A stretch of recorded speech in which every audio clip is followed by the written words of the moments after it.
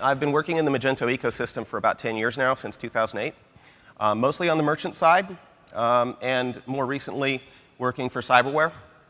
We focus on managing advertising for Magento merchants, mainly mid-sized companies with some more sophisticated challenges. And we take a broad view of that, and we get involved in all aspects of anything relating to advertising. So that includes a lot of analytics and financial projects, understanding returns.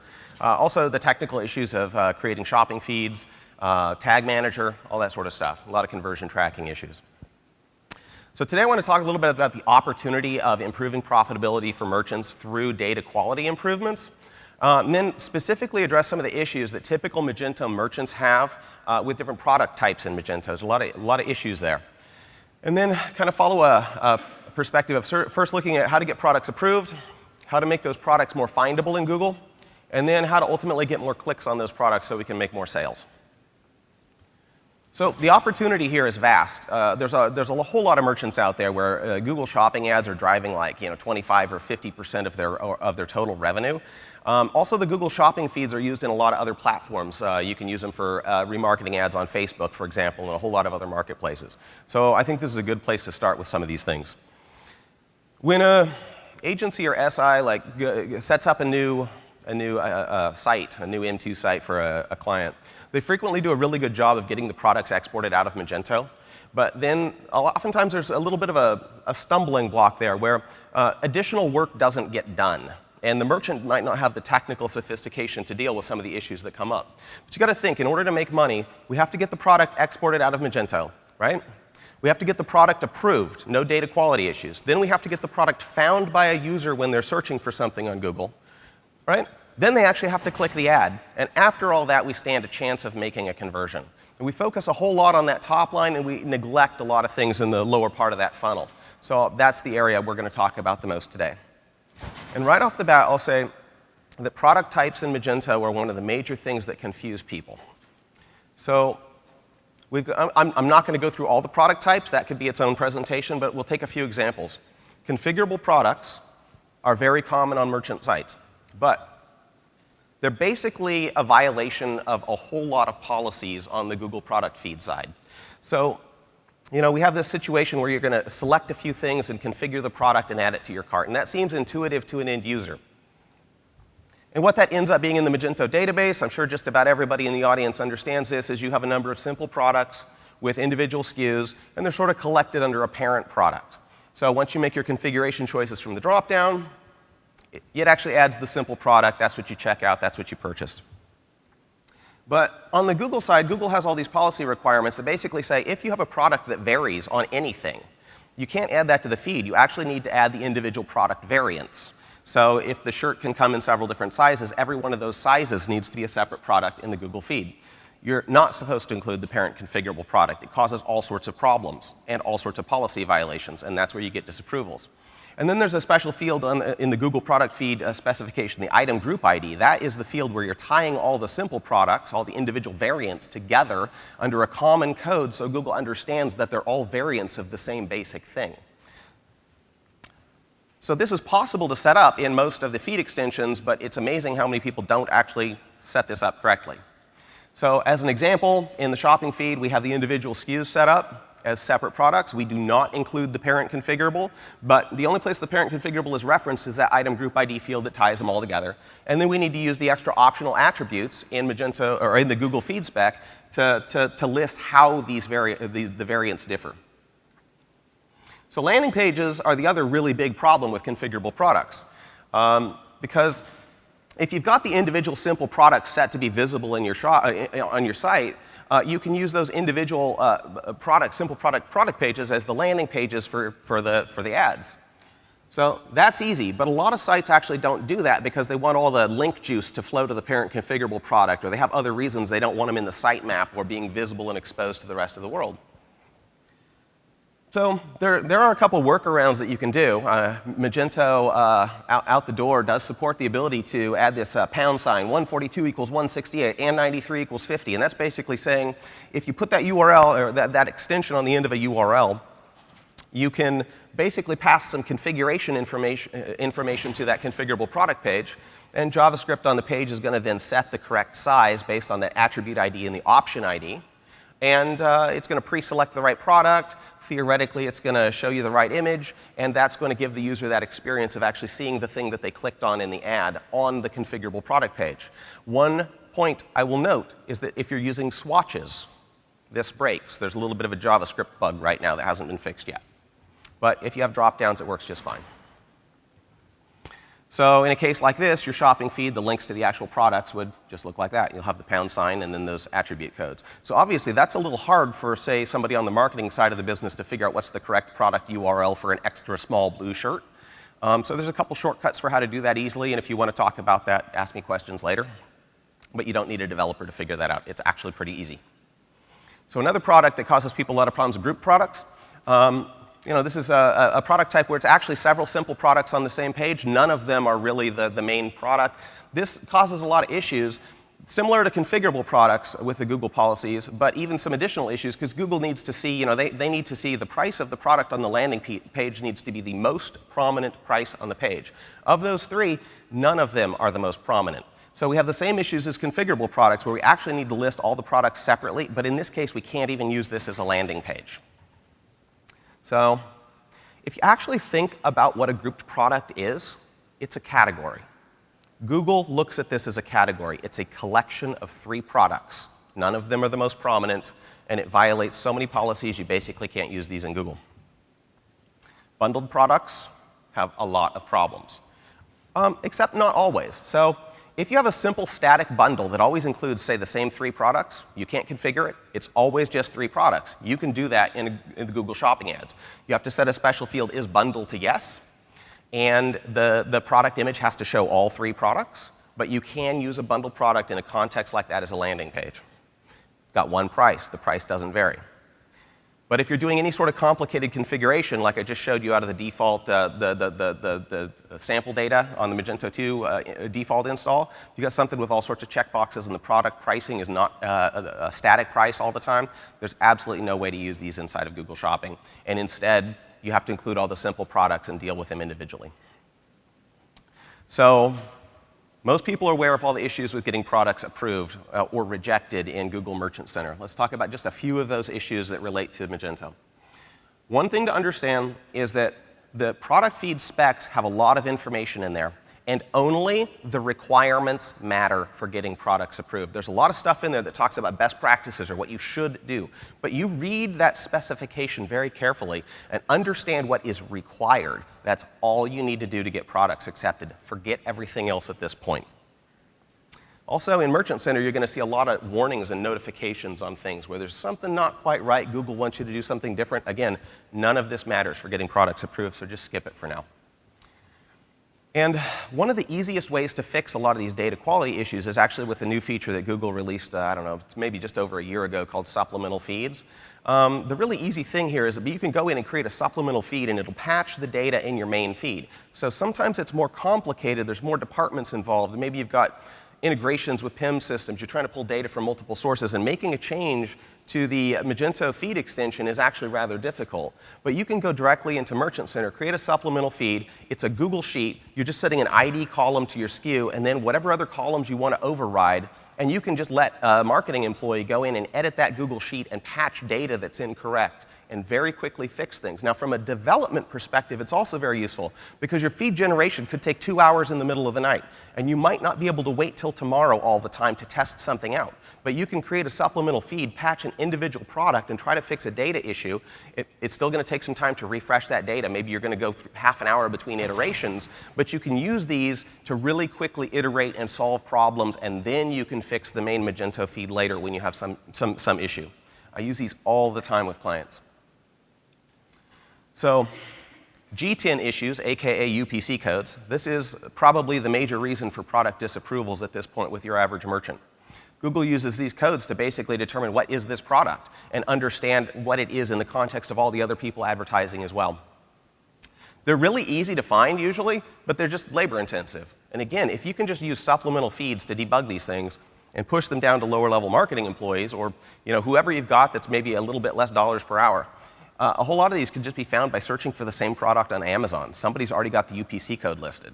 There's databases to find these. It's just a little bit labor intensive. With a little bit of work, you can write a little code and just query a whole bunch of stuff very quickly against many of the API providers out there.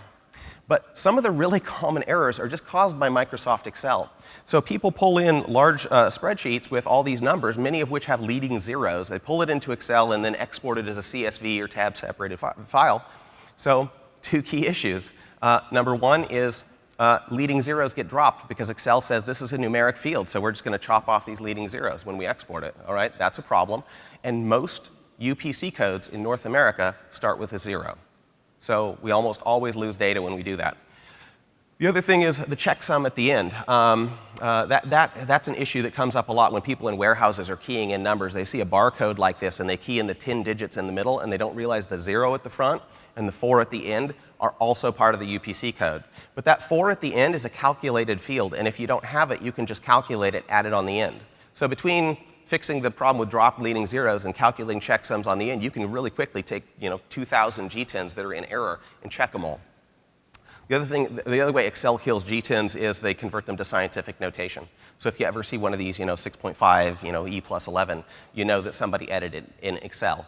But that also means they got the data from somewhere else before they edited it in Excel.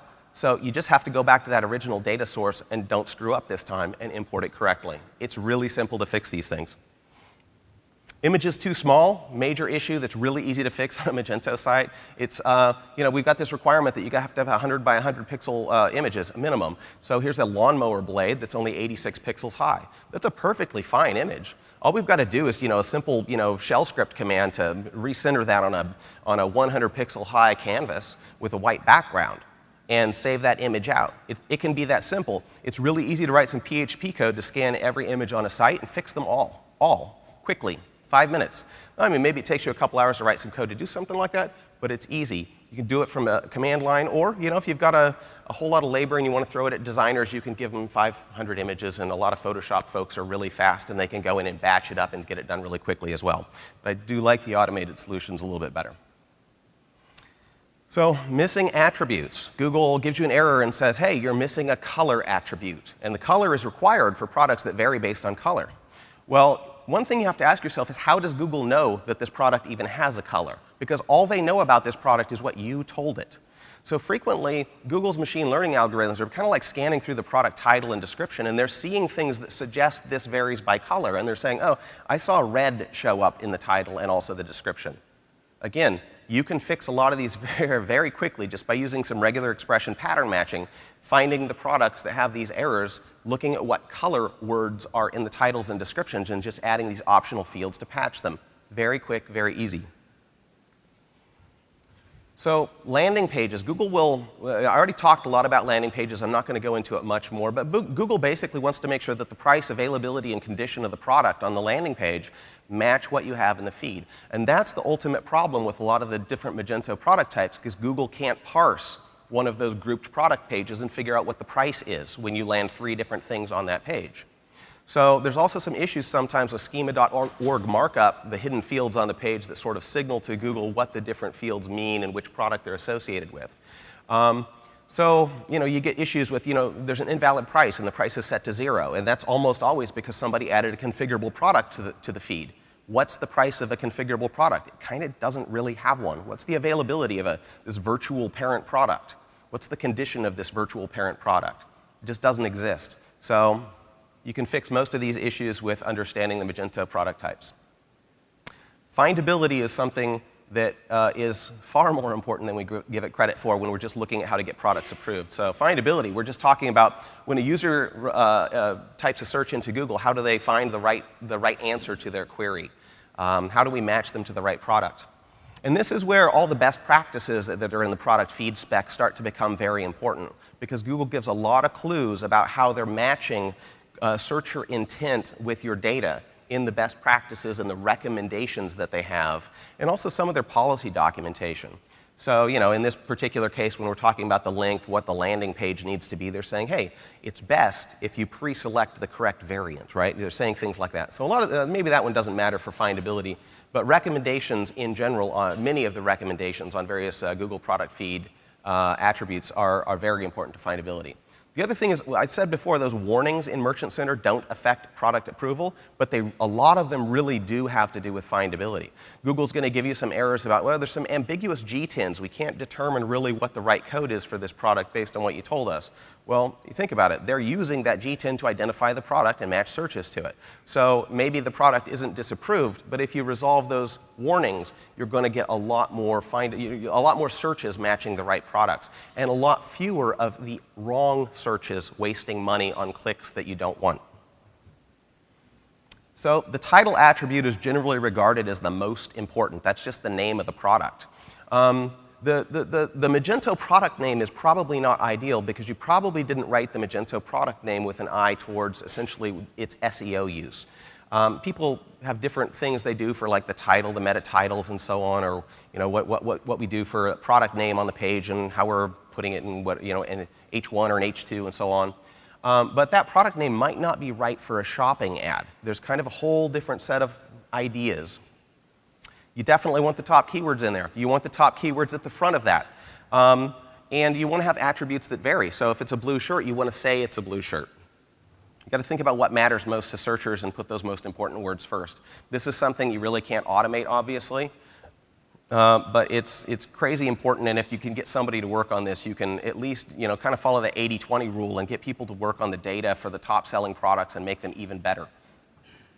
Description attribute is obviously very keyword-rich as well, but here we find a lot of issues with what people put in the description by default when they're just exporting their Magento descriptions, things that kind of mess up Google's algorithms. So think about if you've got a part for some machine and you're talking about that other machine, Google might start to think that this is that machine, right? You have all these keywords about something else, or these things go together. Or if you like this, you might like that, right? So if that's actually in your product descriptions, that can be a big problem and confuse the matching algorithms, and you get a lot of inappropriate clicks.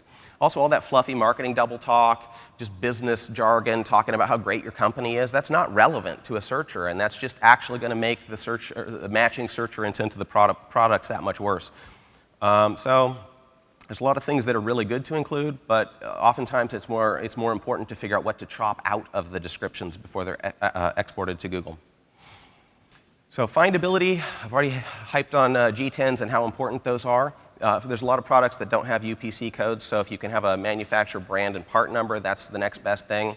Some Magento product feed modules will actually use the entity ID in the Magento product tables as the unique ID for products as they're exported. And this is not optimal because you might actually have customers of a particular business searching for the exact SKU they bought last time. And while the requirement for the ID field is that it's just a unique value, it's better to set that to your SKU rather than your entity ID because that actually improves your findability for that product in the future. Optional attributes. Now, the thing about optional attributes is almost none of them are truly optional. They're required in certain circumstances, like color is required for products that vary based on color. But you can still put something in the color attribute for all the products that don't vary based on color. And you've got to think to yourself, Google is using these fields. Like, yeah, they're going to do keyword matching on the product title if you've got the color in there, but how much better are you if you make it explicit by putting that color in the color attribute? It's very clear. Google uses all of these fields to improve their search matches. So I think it's important to spend a little bit of time and actually try to hook up your data to get these guys exported. So I'm going to wrap up by just talking a little bit about getting more clicks. When the ads actually show on the screen, there's not a whole lot of data shown. I mean, we got the image, we got the price, we got 2 to 5 words of the product title maybe, if we're lucky. There's not a lot. We've got some extensions down here, star ratings at the bottom, returns, shipping, that sort of stuff. It's important to think about those first 2 to 5 words of the title and how we specify the image and so on. So one of the issues that we find is that oftentimes the image on a product page is not the best image for the feed. The best image for the feed, I mean, the feed image is going to be shown in a really small context, and maybe you've got like 6 images. You want to be able to specify which one gets exported. So a quick thing to do in Magento 2 is just to make a new image type, media type attribute. You can add that to all your attribute sets, and that gives you the ability to specify a feed image, just like you can specify your base or thumbnail or small image in Magento. Really quick hack, really easy to do.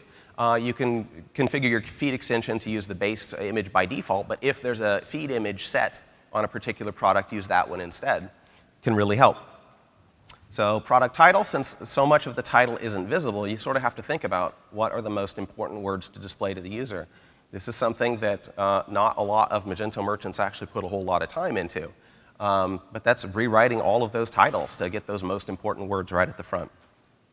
So word about merchant promotions. Again, I'm just shocked at how many Magento merchants go to all this trouble for all these different promotions. They're advertising, blasting out on social media and so on. And then they don't actually put most of those promotions into Merchant Center. It's really easy to do. It's not that complicated. Maybe there's some that you don't want to put in, and there's some that you do. So there's a few tricks to maybe how to configure that. But these really, really have an impact on people clicking on products and purchasing them. And product reviews, again, this is like a no-brainer. They're pretty easy. Even, the challenge with this is that there's so many different ways to implement product ratings in Magento, all these different third-party solutions. You got some things you could do inside Magento. So there's no simple one answer to how to configure this, but it's not that hard. You do have to get some approval for these from Google, but it's easy to get set up, and they really do have an impact on click-through rates. So the payoff. Every step along the way does something for your store. And for sites that are getting an awful lot of traffic from Google Shopping, these data quality improvements really improve profitability. One thing to think about when you're dealing with really tough issues, like you've got 1,000 products rejected for invalid G10s, and you've got to sit there and have somebody slog through figuring out what they are, all of the other merchants that are using the same data set, maybe it's some spreadsheet from a manufacturer, they all have the same problem. They're all using bad data. And if you actually put the work into figuring out what those G10s are, get those products approved, you have a whole lot less competition on those products. The typical merchant out there isn't actually fixing all those issues. So getting more products listed obviously gives you the opportunity to get a lot more clicks. A lot of these data quality issue improvements really improve the click-through rate. And if we're doing a better job of enhancing that findability and matching the right search to the right product to the right page on your site, we're actually really improving, helping people find the right thing so your conversion rates actually go up significantly. It's really easy to measure. And ultimately, that's what drives the profitability on these guys. And in particular, over the last couple of years, the rise in traffic on Google Shopping ads, it's just been through the roof, and it continues to climb. So that's why it's important. So I'd love to talk to anybody more. I know we just skimmed some sort of top-line things, but feel free to reach out. Feel free to chat. I'd love to help out in any way possible if you've got some particular issues. Thank you.